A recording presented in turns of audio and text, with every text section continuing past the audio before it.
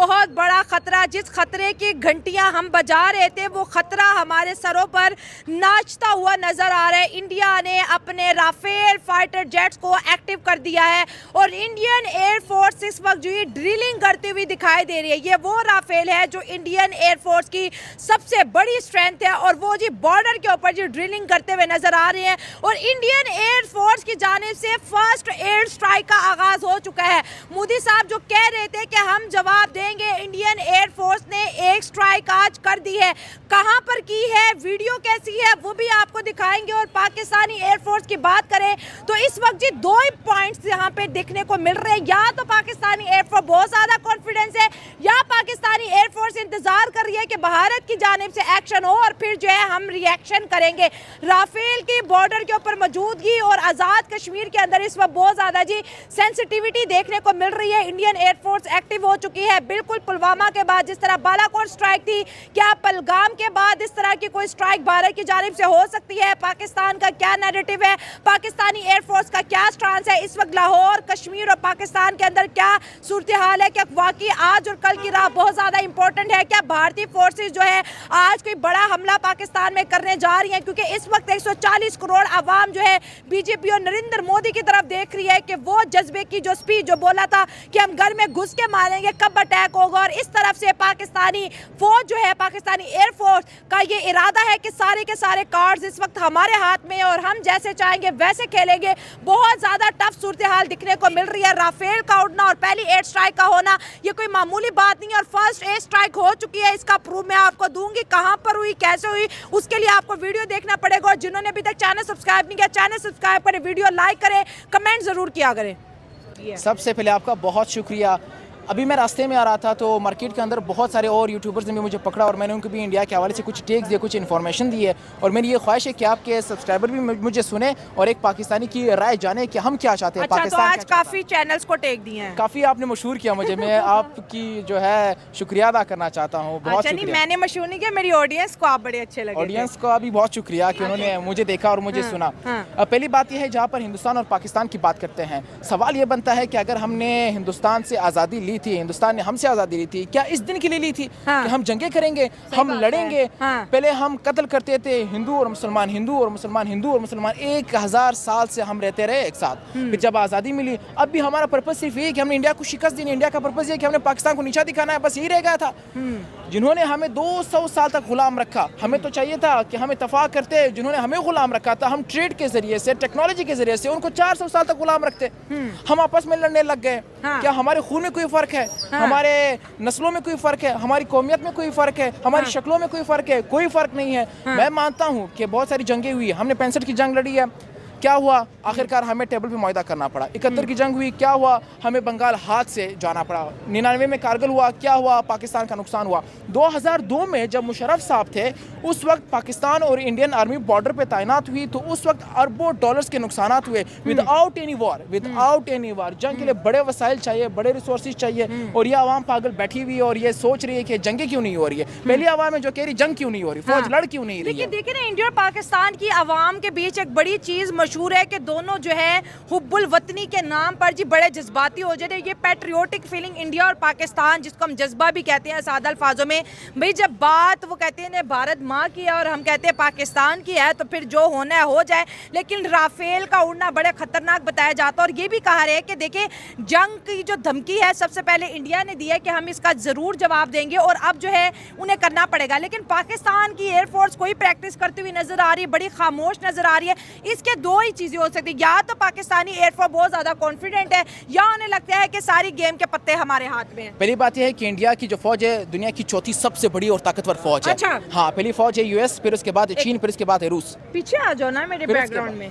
फिर उसके बाद आता है इंडिया और हमारी आर्मी की जो रैंकिंग है वो भी 8वें नंबर पर है। पाकिस्तान आर्मी, इंडिया आर्मी जो कि न्यूक्लियर पावर है, उनका एयरफोर्स बहुत स्ट्रांग है। जो इंडियन एयरफोर्स है वो पूरी दुनिया में 4थे नंबर पर है और जो हमारा एयरफोर्स है वो पूरी दुनिया में 18वें नंबर पर है। अच्छा। अगर हमने कहा था कि the tea was fantastic but the next time the T will be not fantastic. अच्छा। नेक्स्ट टाइम हमें बहुत सीरियस कंसिक्वेंसेस का सामना करना पड़ मतलब सकता है। इतना कॉन्फिडेंस अच्छा नहीं है। बिल्कुल भी अच्छा नहीं है भाई। इस टाइम मसला ये बना है कि आवाम का एतमाद नहीं है अपने इदारों पर। इस अच्छा। टाइम मसला ये बना है कि पीछे से हमारे इतने इंटरनल मामलात है, चाहे वो बलूचिस्तान में हो, चाहे वो पंजाब में हो, चाहे वो केपी के अंदर हो, चाहे वो गिलगित के अंदर हो, या चाहे बल्दिस्तान के अंदर या कश्मीर के अंदर हो, कि आपका आवाम का एतमाद आपके साथ नहीं है। हिंदुस्तान के अंदर कश्मीरियों का एतमाद हिंदुस्तान पर नहीं है। हिंदुस्तान के अंदर जो पंजाब के सिख है जिनके खिलाफ ऑपरेशन भी हुआ था इंदिरा गांधी के दौर में, वो भी आपके साथ नहीं है। तो दोनों ममालिक में एक क्योस है, एक रिबेलियंस का खतरा है कि पीछे से बगावत हो सकती है। तो हिंदुस्तान के लिए भी खतरा है, हमारे लिए भी खतरा है। और जहाँ तक हम बात करते हैं हिंदुस्तान से और पाकिस्तान से, आप कभी नारंग मंडी जाए, नारवाल जाए, कसूर जाए, आपको लग पता जाएगा कि वहाँ पर जो हमारे शोहदा की कब्रें हैं, जंगे लड़ना कोई मजाक की बात नहीं है। 65 की जंग में उन्होंने हमारे 1840 किलोमीटर की टेरिटरी कब्जा की थी इंडियन फोर्स ने।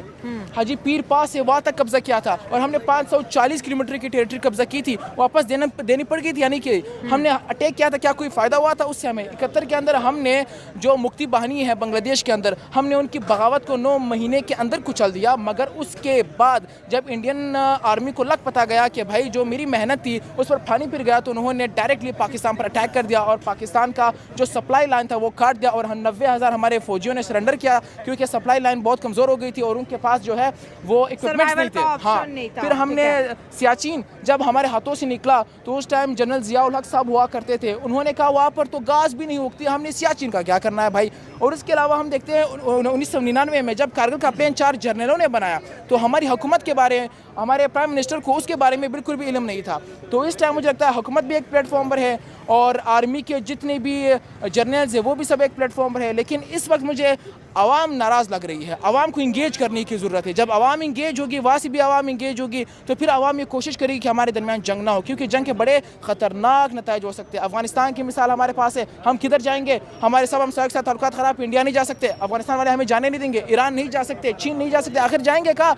पाकिस्तानी से सब नफरत करें, जितने भी पाकिस्तानी दुनिया के अंदर है। पाकिस्तान में तहलका अंगेज एक माहौल बन चुका है। एलओसी पे दोनों साइड से फायरिंग होती नजर आ रही है। पाकिस्तान के सेनेटर्स की बात करें तो एक सेनेटर ने खुले लफ्जों में इंडिया को एटम बम की धमकी दे दी है। These are two nuclear nations with no risk reduction measures left. They want to go to war. This is an act of war. When we are provoked, we will not be losing anything to them. सारे के सारे nuclear की बात कर रहे हैं। पाकिस्तानियों का फेवरेट स्पोर्ट है कि आओ चलो न्यूक्लियर खेलते हैं। मैं सखर में इसी सिंधु दरिया के साथ खड़े होके भारत को कहना चाहूंगा कि सिंधु हमारा है और सिंधु हमारा रहेगा। इस दरिया से हमारा पानी बहेगा या उनका खून बहेगा। जो वाकया हुआ है ना, आपस में तो ना हम उस वाकये की मजम्मत करते हैं। नहीं होना चाहिए, ऐसा वाकया नहीं होना चाहिए। लेकिन इसमें देखें इंडियन अदारों की कमजोरी है कि उनकी सिक्योरिटी अदारे नाकाम है, तो वो इतने वाकयात होते हैं और इल्जाम वो पाकिस्तान पे लगा देते हैं। हमारे सबने ज्यादा शांत से मरेंगे, कोई डर नहीं है। हम जितने भी अगर मरेंगे एटमी जंग में अगर मरते हैं फिर डरना का था जी। आप जाएंगे जंग पे? जाएंगे, क्यों नहीं जाएंगे? ये अभी बुलाए, हम सब जाएंगे। हम पाकिस्तान आर्मी का शाना बशाना जंग करेंगे और इंडिया को कश्मीर से बाहर निकाल के फेंक देंगे। पाकिस्तान में जो वाकया होता है, 7 लाख फौज किधर है? हमारे बलोचिस्तान में अटैक होते हैं, वकील साहब जज्बाती हो रहे हैं, अभी इंडिया भेजे। इनका गोदी मीडिया को पता इल्हाम हो गया, आसमानी उतार आ गई है, ये पाकिस्तान ने करवाया है। हमारे इधर BL पूरी ट्रेन पे हमला हुआ है, ठीक है, TDP हमारी आर्मी पे हमला करते हैं, इंडिया ने करवाया है। इस तरह करते हैं, हम कह नहीं सकते, हम कहते हैं, हम किनका नाम लेते हैं? इनका सवाल ये है कि इंडिया ने आर्टिकल 370 हटा दिया, इंडिया ने उसे बकायदा अपने स्टेट के अंदर मतलब एक हिस्सा बना दिया। नहीं, मुझे बताएं तब हमने क्या किया? यही सवाल है ना। हाँ, यही इमरान खान था ना, उस वक्त हमने क्या किया? इमरान खान था, बाजवा क्या है? बाजवा गलत था, गलत था, बाजवा गलत था, गलत था, फैज हमीद गलत था, बाजवा गलत था, क्या नहीं गलत था? ये मानते हैं आप फौज के खिलाफ बोल रहे हैं। सर मैं अभी आप कह रहे हैं आप पाक फौज के साथ हैं, अभी आप गद्दार वाली बातें कर रहे हैं। गीजा मेरी सुने, वकील साहब जज्बाती हो रहे हैं। हिंद होना ही होना है, इंशाअल्लाह ताला गज़वा हिंद होना है और हमने वकील साहब ने चले जाना दुनिया में। सबसे पहले उन्होंने अपनी तरफ फिल्म बनाई थी जो ये प्रोग्राम बनाया था। अच्छा, आज दो दहशतगर्द करके उन्होंने 2 मुसलमान घरों को और आग लगा दी उन्होंने। ठीक है। ये वो साबित करना चाह रहे हैं कि ये कश्मीरियों को वो चाहते हैं कि अब हम पाकिस्तान इंडिया का हिस्सा बना लें। वो आज तक बना ही नहीं सके और ना ही बना सकेगा वो।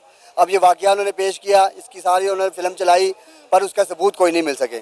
जो उन्होंने इल्ज़ाम लगाया पाकिस्तान के ऊपर, पाकिस्तान पे जैसे मर्जी इल्ज़ाम लगा लें, पाकिस्तान पे सबूत नहीं साबित कर सकते। अच्छा, हमारे पास क्या सबूत है, मुझे बताए ना, हमारे पास क्या सबूत है कि इंडिया ने ये दहशतगर्दी खुद करवाई है? कोई भी अपने घर में खुद अपने लोगों को क्यों मरवाएगा? देखें, दहशतगर्द आए कहाँ से? सबसे पहले सवाल तो ये है ना कि दहशतगर्द आए कहाँ से? पाकिस्तान से आए हैं। तो भाई पाकिस्तान से आए हैं तो इतनी बड़ी आर्मी वहाँ खड़ी की हुई है, 7 लाख फौज, 8 लाख फौज वहाँ पर उन्होंने तैनात की हुई है एक छोटे से इलाके के अंदर। वो 7-8 लाख फौज को अंदर से कोई 8-10 बंदे वहाँ पाकिस्तान से वहाँ चले जाएं, ये सब उनको लानत उनकी फौज के ऊपर। तो उनको लानत भेजते हैं ऐसी फौज के ऊपर जो अपने बॉर्डर को कंट्रोल ही नहीं कर सकी। और जबकि हमारे बॉर्डर पर इन्होंने बेसिकली की अफगानिस्तान से, बलोचिस्तान शहर से उन्होंने पैसे दे के खरीद के लोगों से हमारे मुल्क में दहशतगर्दी कराई। वो साबित भी हो गया। ये साबित नहीं हो सका तो ये पाकिस्तान में क्यों इल्जाम लगा रहे हैं? जो 2 दहशतगर्द वो कह तो रहे हैं कि जम्मू कश्मीर के लोकल दहशतगर्द हैं जो इस हादसे में मुलविस थे, उनके घरों को आग लगा दी है उन्होंने। देखें, ये उन्होंने आग तो लगा दी है और वो दहशतगर्द, उनके कहने में दहशतगर्द मान लेते उनको, वो दहशतगर्द थे। ठीक है। अब बाकी भी सारे दहशतगर्द ही फिर वहाँ पर जो लोग रह रहे हैं, वो 2 घर तो नहीं है, सारा एरिया वो दहशतगर्द हो गया। सिर्फ तुम्हारी फौज एक ईमानदार है जो खड़ी हुई वहाँ पर। अब वहाँ पर देखेंगे ये सारा मामला क्यों हो रहा है? ये मामला इसलिए हो रहा है कि पाकिस्तान ने अपनी रेसली की, अभी अफगानिस्तान गया, अफगानिस्तान से बातचीत की दहशतगर्दी के ऊपर।